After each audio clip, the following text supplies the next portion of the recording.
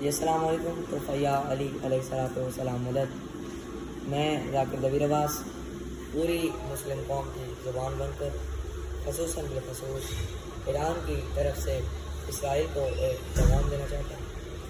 मैं पैदा साडा हामी रब रामाने ए दसिया है ईराने, साडा हामी रब रामाने ए दसिया है ईराने।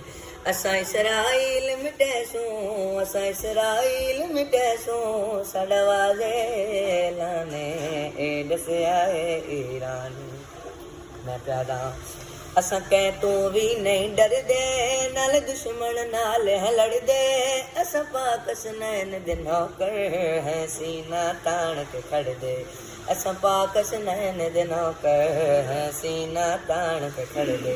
साडी कंड ते औंदा ते, साडी कंड ते औंदा ते, जेड़ा है शेर यज़दाने ए दसिया है ईरान।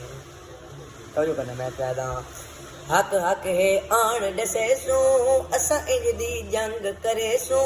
है पीर अली दे नौकर तो को खैबर याद दिवे सो, है पीर अली दे नौकर तो को खैबर याद दिवे सो।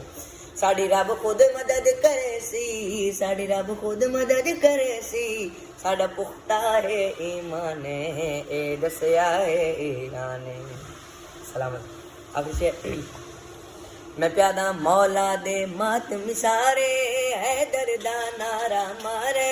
असा इसराइल करे सू, तेरी आन के सरहद पारे है। असा इसराइल करे सू, तेरी आन के सरहद पारे।